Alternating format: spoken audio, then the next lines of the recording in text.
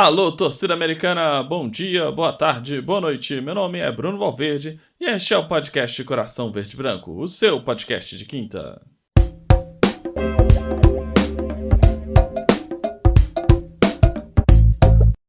Senhoras e senhores, chegamos ao 39º episódio do podcast Coração Verde e Branco e hoje eu tenho a honra de fazer mais um Por que Você é Americano? Que é o nosso programa dedicado a entrevistar americanos ilustres. Hoje, recebo o homem desodorante, o neto de Roberto Lopes de Oliveira. Sim, receberei Roberto Lopes de Oliveira Neto, vulgo Rolon.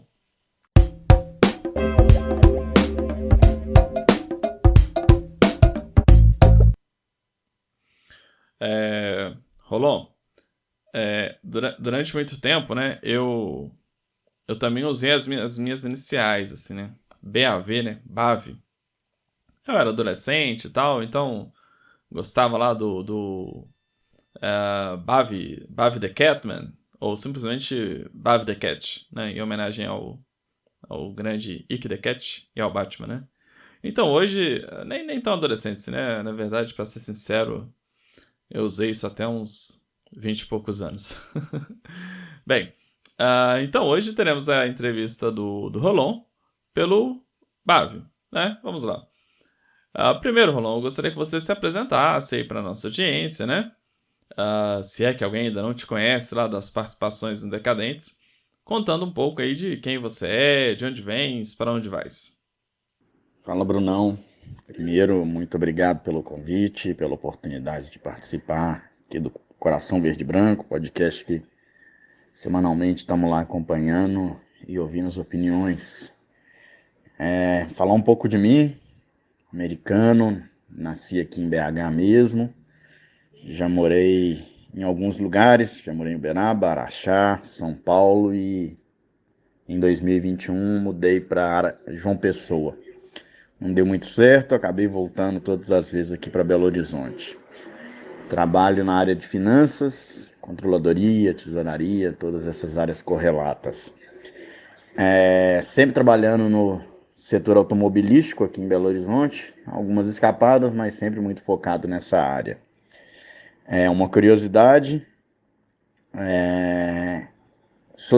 fiz triatlon durante muito tempo, então já completei 6 provas de meio Ironman, mas ultimamente aposentado, só na vida de sofrimento com a América mesmo.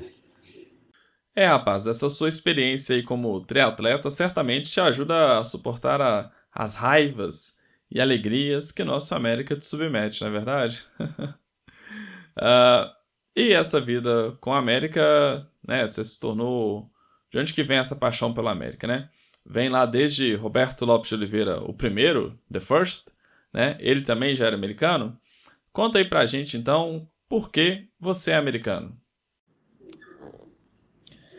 Bom, ser americano vem de berço, acho que igual a maior parte dos americanos.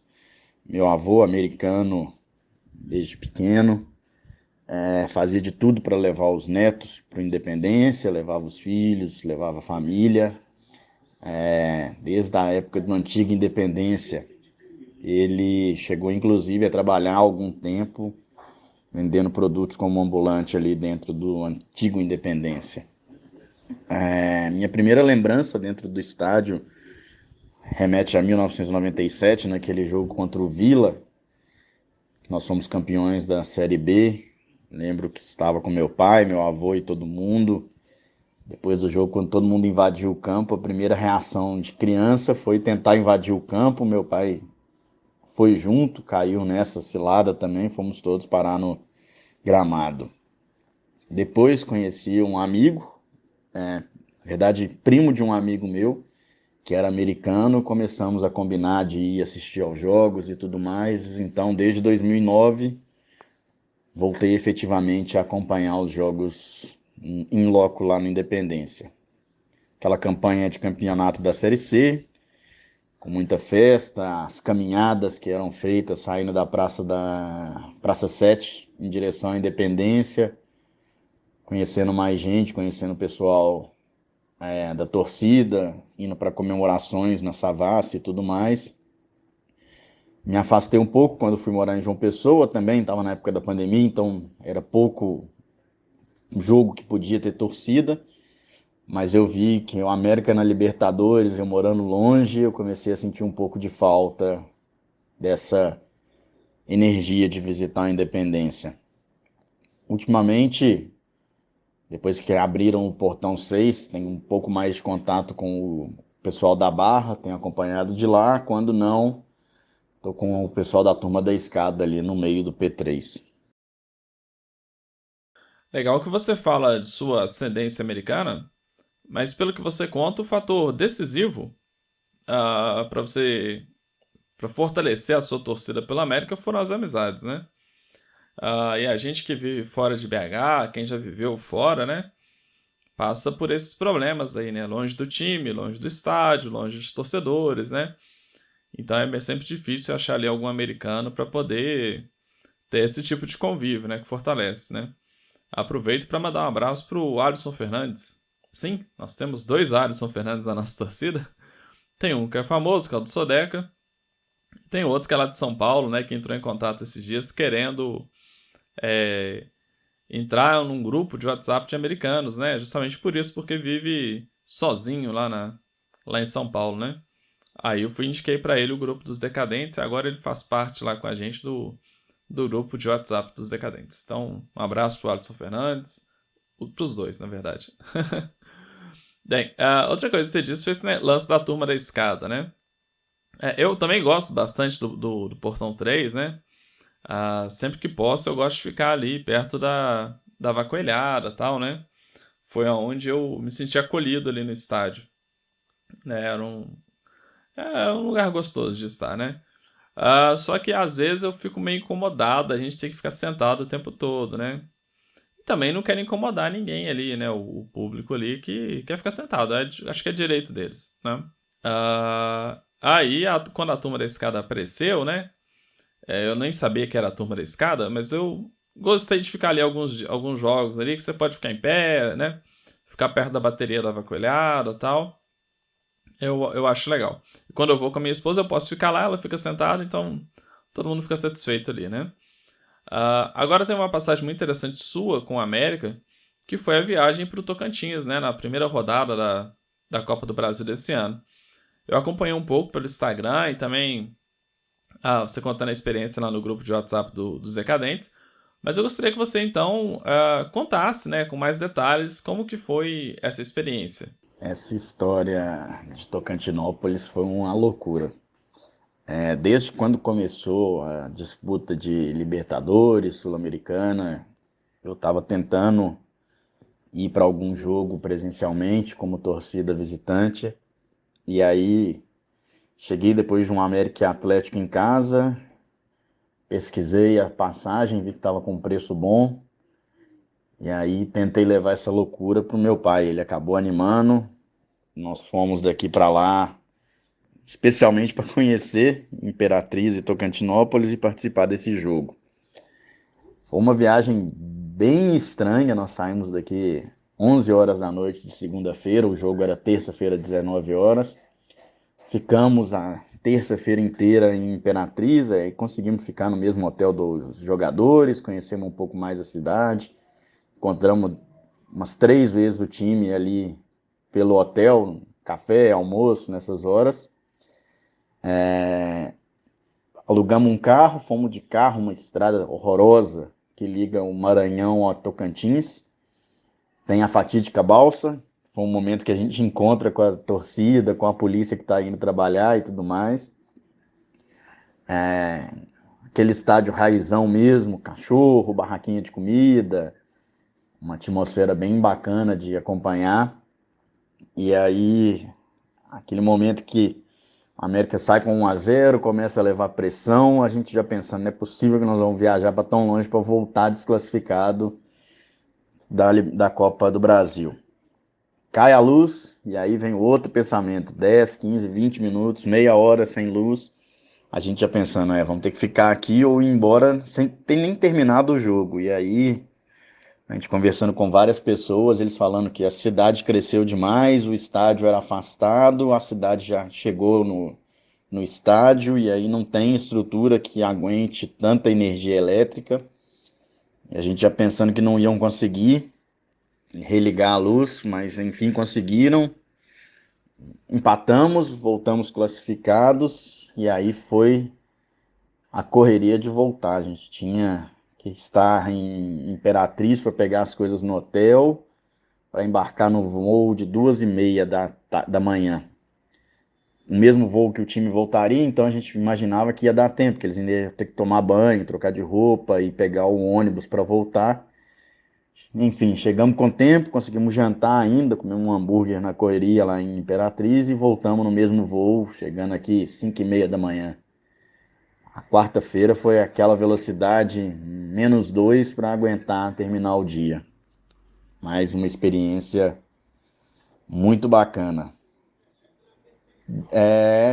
Repeti, fui para Porto Alegre, aquele jogo que saímos daqui com o time reserva 2-0, chegamos lá, festa da torcida tricolor, e eu pensando, não é possível que o América vai fazer essa sacanagem de ser desclassificado aqui. Foi mais uma turma boa daqui, família de jogadores, todo mundo, num espaço reservado lá no Beira-Rio, estádio gigantesco, abarrotado de camisas vermelhas. E o América começa já tomando de 3-0. Viramos o primeiro tempo perdendo, vem aquela mentalidade de perdemos mesmo, vamos ter que aguentar a farra da torcida tricolor aqui. Milagrosamente o Juninho faz aquele gol, vamos para os pênaltis. O pênalti que foi anulado a gente nem viu no estádio, então a gente ficou sem entender quando os jogadores começaram a comemorar, porque para a gente estava 5-5. O estádio também estava falando que era 5-5, mas de repente mudam o terceiro pênalti como errado para o Inter e por isso a gente classificado. Aquela loucura, ficamos presos lá 1 hora para poder ir embora, mas felizes com a classificação. Foi uma viagem bem diferente e bem importante também. Voltamos de madrugada também para Belo Horizonte. 8 horas da manhã já estava em casa com a classificação debaixo do braço. Ah, muito legal, né? É uma experiência muito maluca, que eu gostaria de fazer também, né? Só que eu tenho um problema, eu sou um cara um pouco ansioso, assim. Então, esse negócio de ter que marcar o horário da balsa para poder atravessar, não sei o quê, o hotel, o voo, talvez me matasse antes do final do jogo. E a repórter que cobriu esse jogo é Duda alguma coisa, se não me engano é Duda Oliveira, né? Ela fez a reportagem de campo pra Globo e ela se tornou uma estrela na Globo lá, né? Ela tava saindo do Sul para ir pro Rio de Janeiro e esse foi um dos primeiros trabalhos dela em rede nacional, né? E ela foi muito bem ali nesse momento que acabou a luz, né? Que ela, que ela ficou ali cobrindo, fez umas brincadeiras ali com a torcida e tal. Ela se deu muito bem, acabou ascendendo na Globo lá, né? Na verdade é Duda Dal Ponte, né? Ah, hoje ela cobre mais jogos, ela tá no Rio, né? Ela cobre lá basicamente o Fluminense, né? Ela é de Santa Catarina. Nesse jogo contra o Inter, eu fui daqueles que desistiram de ver o jogo, né? Eu desliguei a televisão quando tava 3-0, xinguei o América, tudo quanto é nome e tal. Minha esposa quis ver o jogo, a Juliana, eu briguei com ela. Ela queria ver o jogo até o final, tal. Eu falei, não, para com isso, vamos ver outra coisa. Vamos ver série, depois fui dormir.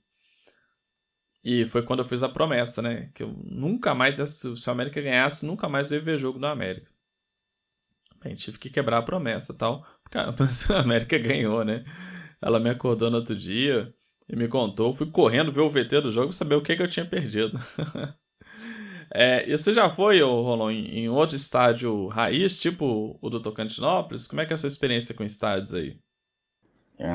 Estádio raiz igual o de Tocantinópolis, tá para nascer, talvez na época de módulo 2, aqui em Minas a gente tivesse coisa parecida, mas igual de lá, não me lembro de outro lugar não. Talvez ao Sapão do Bonfim em Nova Lima seja algo parecido, mas não é tão igual lá não, porque o estádio é meio que um complexo do Tocantinópolis. Então tem a sede, você passa por um portão, aí tem a sede, tem uma área grande, tem uma feirinha, para depois você entrar no estádio. Ele é meio diferente assim, então acho que não vai ter nada parecido não. E espero que a gente não volte para uma Série B, Série C, que tenha que jogar com esses estádios ruins assim, que seja só na Copa do Brasil mesmo, em situações esporádicas. Ano que vem a gente vai ter a oportunidade aí de conhecer alguns estádios novos, né? Vai ter aqui pertinho de casa aqui o jogo contra o Itabirito, né? O time de Itabirito, acho que chama Itabirito mesmo, né? Eles subiram pro módulo 1 do Campeonato Mineiro e vai dar, certamente é um estádio acanhado, né? A gente vai poder ter mais um jogo desse tipo aí. Rolon, e nessa sua história com a América, qual foi o melhor momento com o clube? Cara, falando de melhor momento da América, vindo nesses últimos anos a gente vê o crescimento, vê que todo mundo fala a mudança de patamar que ninguém acredita, mas que todo mundo diz e espera acreditar que estamos vivendo. Eu acho que está sempre na nossa frente. Então, hoje nós temos um melhor momento, que foi jogar Libertadores, jogar Sul-Americana e tudo mais. Mas já tiveram melhores momentos. Tivemos quando a gente jogou a Série C, estádio lotado, galera felizona, tudo acontecendo e tudo mais. Tivemos quando a gente venceu a Série B, quando a gente ficou naquela disputa contra o Chapecoense ali, quando a gente disputou contra o São Bento, que acabou não se realizando. Teve aquele fatídico Atlético Goianiense, que a gente podia ter ido para uma competição maior, mas não conseguimos.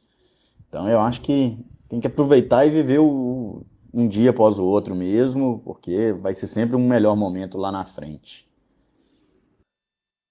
Beleza.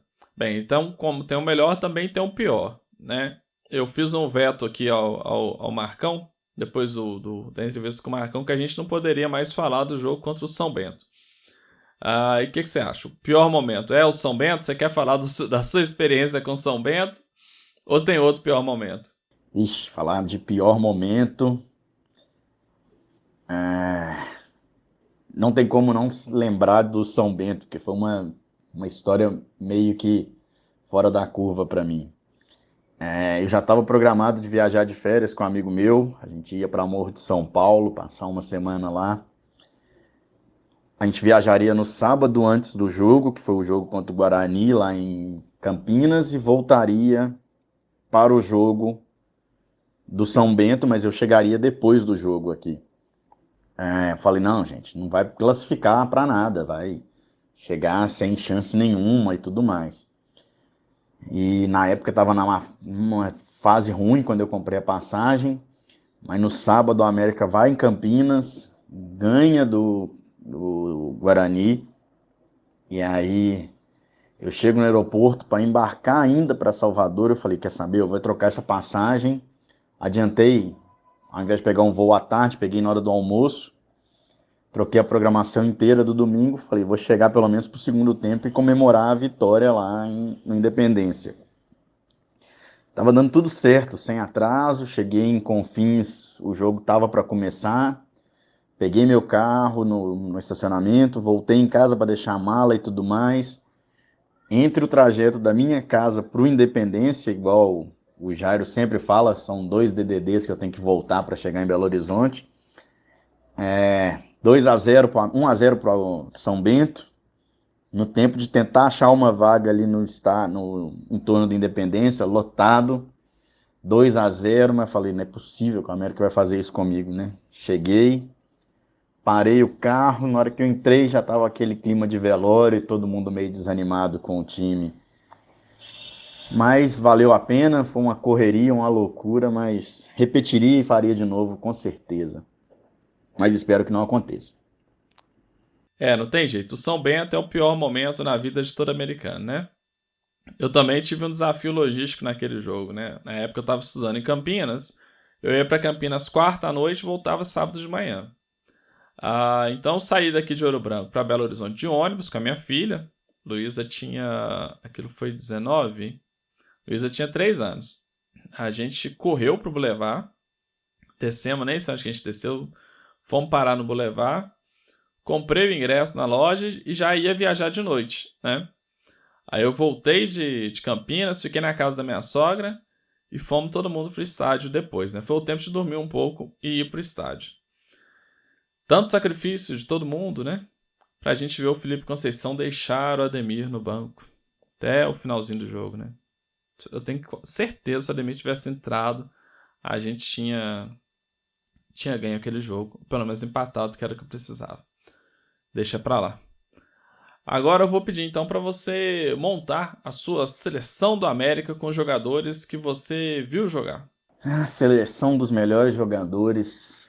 A gente pode falar que é o time que jogou a Libertadores, que venceu lá no Milagre de Assunción, mesmo com algumas peças ruins, mas isso ia gerar um ódio de algumas pessoas. Mas vamos lá. Eu iria de Gilberto no gol, Estevan Denis, Wellington Paulo e Danilo Barcelos, Dinho Martínez e Zarate, que aí não passaria nada, nem o Wi-Fi passaria do nosso camisa 5. E no ataque, Celso e Euler, aquele ataque de velocidade que mataria os adversários. Não coloco Milagres, porque muita gente também deve estar com essa pulga atrás da orelha, por ter ido no Jogo das Lendas, lá no Arena MRV. Então, substituiria ele pelo Gilberto. Tem outros goleiros, Neneca, que também passaram ali e fizeram milagres realmente no nosso gol. Mas vamos de Gilberto. Não, certamente. Se você for pensar assim que a gente vai montar o time do Milagre de Assunção lá, tem muita gente ali que a gente... acho que até eu mesmo ia ficar bem bravo com você, né? Se eu não me engano, Paulinho Boia estava naquele time, né? Naquele jogo. Mas vamos lá, essa sua seleção é melhor, né? Eu acho que Celso e Euler são, sem dúvida, os melhores atacantes que o América teve, né? Que jogaram melhor aqui, né? Eu vejo os gols do Celso na campanha de 93, eu fico impressionado com a qualidade que ele tinha, né? Com a velocidade e a qualidade, né? E o Euler, né? Além da qualidade e tal, ele também sempre teve muito respeito, compromisso com a América, né? Jogou aqui em vários momentos, tal, foi buscar a gente lá no fundo do poço, né? Junto com outros grandes heróis aí da nossa história, né? Então são pessoas que merecem todo o nosso respeito. Para terminar, dizer que o amor chegou ao fim. Eu queria saber se você já perdeu as esperanças com a permanência do América para 2024. Você acha que a vaca foi pro brejo?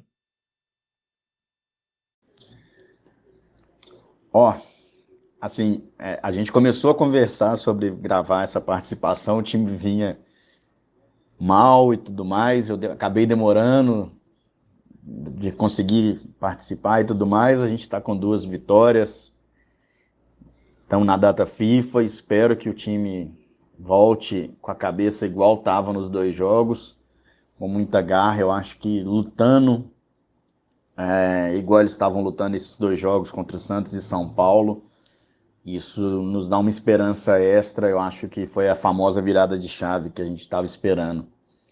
Mas não sei, a gente precisa ver como que vamos voltar, os times estão tendo tempo de trabalhar, os times contrataram muito, o América teve um planejamento muito ruim no início do ano, tentou corrigir no meio do caminho, vamos ver se ainda dá tempo.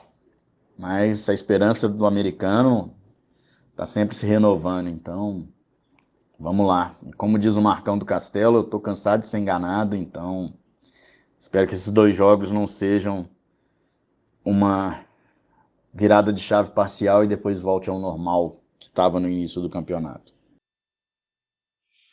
Pois é, rapaz. Realmente a gente começou a conversar há um tempo atrás, assim, né? Num momento muito triste. Na verdade, o momento estava tão triste que eu tinha pensado de parar de comentar jogos do América. Eu vou ficar até o final do ano fazendo porque você é americano. Vou entrevistar a torcida toda, mas não falo mais desse time. Mas graças a Deus a onda virou aí, né? Eu falei no Twitter sobre a data FIFA, na verdade, respondendo a uma discussão que o Marcão teve com o Decas Web lá no Santos Americano, que é o negócio da data FIFA. Eles falaram, a data FIFA ela pode ser boa ou pode ser ruim, né? E aí, na minha opinião, isso acontece, ela pode ser boa ou ruim, porque na verdade ela revela se o treinador tem ou não algo para fazer nos treinamentos, né? A gente vai descobrir quem que é o Bustos agora. Se ele melhora o time com o treinamento ou se ele piora, né? Eu tinha esperança que o Mancini tivesse melhorado, pudesse ter melhorado esse time no final do ano passado para esse ano, na data FIFA que teve, né? Mas a gente viu que o Mancini é um cara, na verdade, limitado. Ele é um cara de trabalhos curtos, né? Infelizmente, ele não tem capacidade de gerir um elenco, de fazer um elenco evoluir no médio prazo, né? O América que terminou 2021, 2022, e começou 2023, ele é o América que ele não apresentou nada de novo. Ele basicamente jogou o Campeonato Mineiro com o time de 2022, né, com as tentativas de jogadas de 2022, inclusive com os lançamentos do goleiro procurando o Ademir, né, que não estava em 2022 e muito menos em 2023. Então, o Mancini, para mim, a data FIFA, as pausas, revelaram a incompetência do Mancini. Eu espero, tenho fé, né, que a data FIFA revele a competência do Bustos.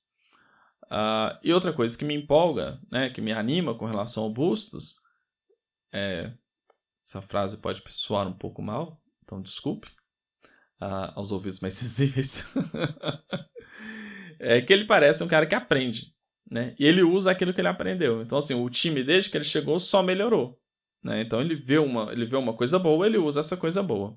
E que me faz compartilhar essa esperança do time se recuperar. Se o time ficar mal de novo, Rolon, a gente marca outra entrevista, tudo bem? Mas por hoje é só. Deixa aqui meu muito obrigado, meu agradecimento a você por ter aceito o convite, pelo seu apoio a esse podcast, né? Você também é um dos grandes apoiadores, comenta, discute, né? Repercute lá os episódios, muito obrigado. E deixa espaço então para os seus comentários finais. Valeu, Brunão, pelo convite, por esse tempo e essas perguntas que me fazem até refletir um pouco mais antes de responder e tudo. Trouxeram lembranças muito boas. Te agradeço pelo convite, pela disposição de ouvir stand de ladainha durante esse tempo todo. Vamos por mais. Não vamos deixar a chama da esperança apagar, não, mas esperamos que o América nos traga muito mais alegria agora nesse restante de 2023 e que 2024 comece de uma maneira diferente para a gente. Um abraço, muito obrigado. Abraço a todo mundo que ouviu e gastou o tempo me ouvindo aqui. Valeu!